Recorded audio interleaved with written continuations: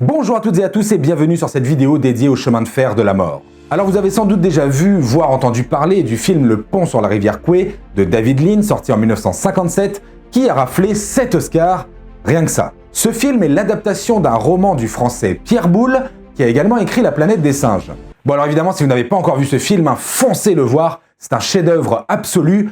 Mais nous ne sommes pas là pour parler cinéma, mais bel et bien pour parler histoire. Et historiquement, force est d'avouer que le pont sur la rivière Kwai, c'est pas ça. C'est pas ça du tout. C'est pourquoi je vous propose qu'on se penche sur la véritable histoire du chemin de fer de la mort, sur Tout est bon, dans le Japon.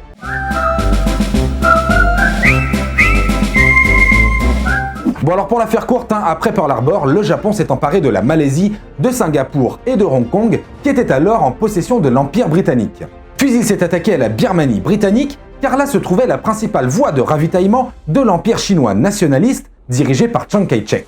En Birmanie, le Japon et le Royaume de Thaïlande mènent une importante bataille contre les forces alliées, alors représentées par les États-Unis, le Canada, les Indes britanniques et la République de Chine.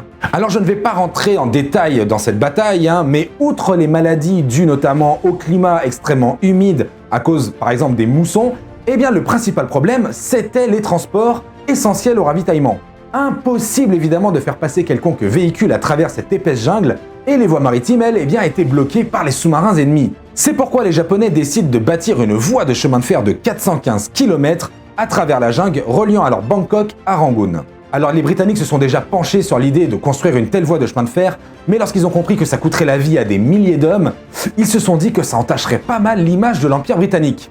Ils ont donc complètement laissé tomber l'idée. Mais pour le Japon, c'est un petit peu différent, puisqu'avoir un moyen d'acheminer des hommes et des armes pour faire pression sur l'Empire britannique était essentiel. Ainsi débuta donc la construction de la ligne Siam-Birmanie.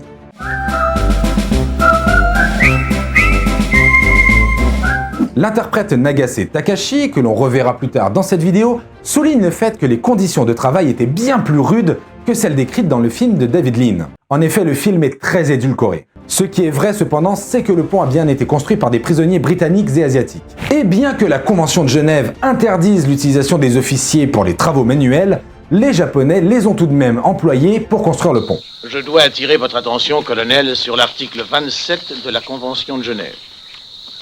Les belligérants peuvent employer comme travailleurs les prisonniers de guerre aptes physiquement, à l'exception des officiers... Donnez-moi cette brochure. Mais certainement. J'espère que vous saurez la lire. Cependant, les Britanniques n'ont jamais apporté leur savoir-faire sur la construction du pont et n'ont pas non plus fait péter l'ouvrage comme c'est le cas dans le film.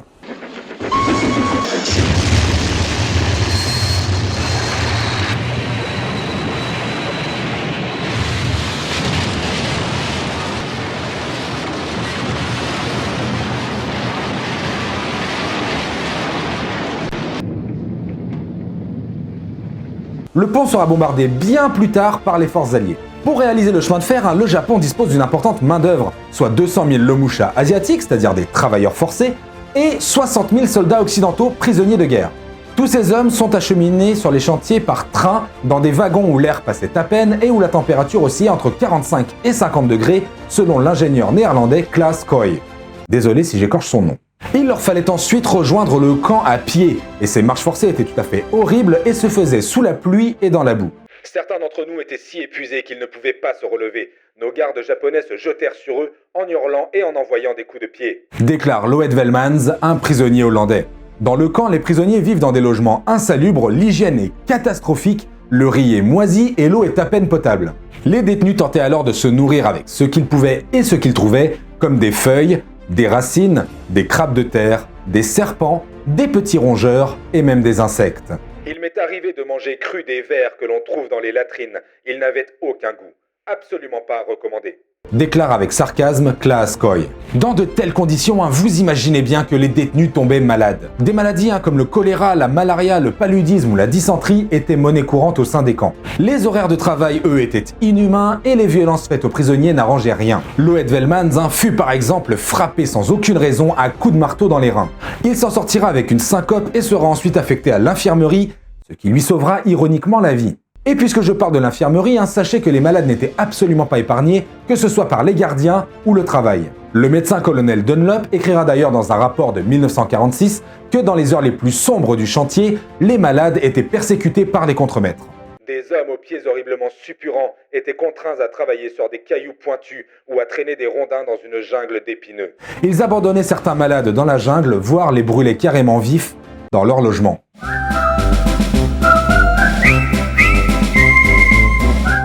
Cette vidéo est pour moi l'occasion de vous parler brièvement d'Eric Lomax, un ingénieur britannique qui fut prisonnier et contraint à travailler sur la fameuse ligne de chemin de fer de la mort. Sur leur temps libre au sein du camp, Eric et quelques autres ingénieurs se mirent à construire une radio afin de se tenir au courant des avancées de la guerre. Cette radio a été munie d'un émetteur mais non d'un transmetteur. Il ne pouvait donc pas communiquer, il pouvait simplement recevoir des informations mais en aucun cas en donner. Cependant, la radio fut trouvée par les Japonais et Eric Lomax, pour sauver ses camarades, se dénonça. Il fut alors longuement interrogé par un jeune officier de la Kempeitai, la police militaire japonaise.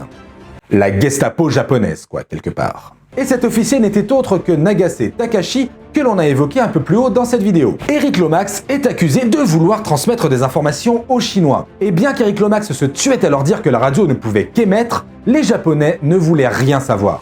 Il fut alors rossé à maintes reprises et enfermé dans une toute petite cage en bambou dans laquelle il ne pouvait ni s'asseoir ni s'allonger. Puis Nagase Takashi continua de le torturer en posant un linge sur sa bouche et en versant de l'eau dessus. Une technique de torture utilisée encore aujourd'hui dans la prison de Guantanamo. Heureusement, Eric Lomax survécut, mais Nagase Takashi lui aussi, puisqu'il prétendait n'être qu'un interprète. Des années plus tard, Eric Lomax retrouva alors Nagase Takashi et ce dernier lui demanda pardon. Et croyez-le ou non, mais Eric Lomax pardonna à Nagase Takashi et tous deux devinrent de très bons amis. Lomax mourut ensuite tranquillement à l'âge de 93 ans. Eric Lomax écrira son autobiographie qui sera ensuite portée au cinéma dans le film La Voix du Destin avec Colin Firth dans le rôle d'Eric Lomax et Hiroyuki Sanada dans le rôle de Nagase Takashi.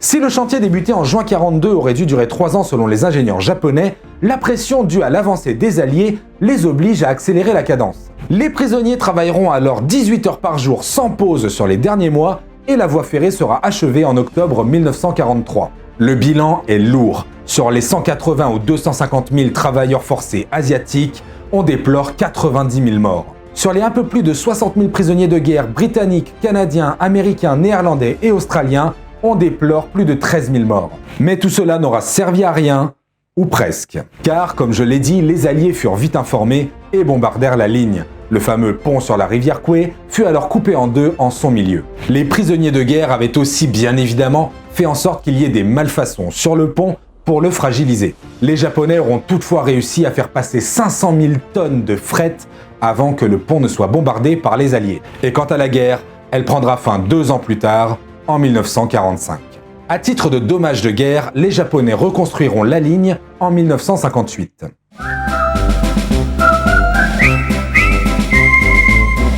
Le pont sur la rivière Kwe fut construit non loin de la ville de Kanchanaburi et il ne fut qu'un pont parmi de nombreux autres ponts et viaducs construits pour serpenter entre les montagnes. Et si ce pont est si célèbre, c'est grâce au roman de Pierre Boulle et à l'adaptation cinématographique de David Lean. En écrivant son roman, Pierre Boulle s'est basé sur les souvenirs de la visite du site et visualisait donc ce pont surplombant la rivière Kwe. Sauf que non. C'était en fait construit sur un affluent de la véritable rivière Kwe, formant la rivière Mae Klong. Le point de confluence était en réalité à 4 km du pont. Fait intéressant, la rivière qui passait sous le pont n'avait pas de nom. Mais suite au film, elle fut rebaptisée la rivière Kwe Yai, grand affluent, puisque Kwe signifie affluent en thaïlandais. Quant à la rivière originale, elle fut baptisée Kwe Noi, qui veut dire petit affluent. Et si vous vous demandez pourquoi depuis le début de la vidéo je me force de prononcer Kwe et non pas Kwai, alors que toute ma vie j'ai bien prononcé le pont sur la rivière Kwai, c'est parce que c'est la véritable prononciation en thaïlandais. Kwai existe aussi, mais ça veut dire buffle, et c'est aussi une insulte. Pour en revenir au film, il présente le pont comme étant un énorme pont en bois, sauf que non, il y avait bien un pont en bois, mais il était construit en parallèle d'un autre pont, lui en béton et en acier, et qui fut achevé en janvier 1943.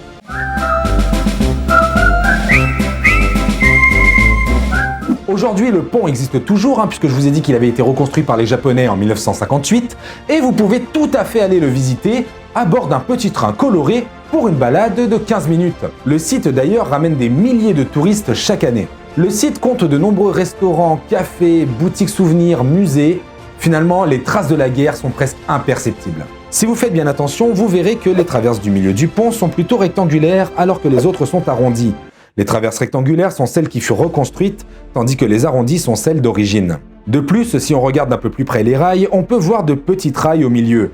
Ce sont celles d'origine. Les plus grandes ont été construites pour les besoins du train actuel. Et c'est ici une fin de vidéo, j'espère qu'elle vous aura plu. Si c'est le cas, comme d'habitude, bombardez les pouces bleus, abonnez-vous si ce n'est pas déjà fait, partagez la vidéo tout autour de vous pour aider la chaîne un maximum. Et sur ce, je vous dis à très bientôt pour de nouvelles histoires sur Tout est bon dans le Japon. Jane!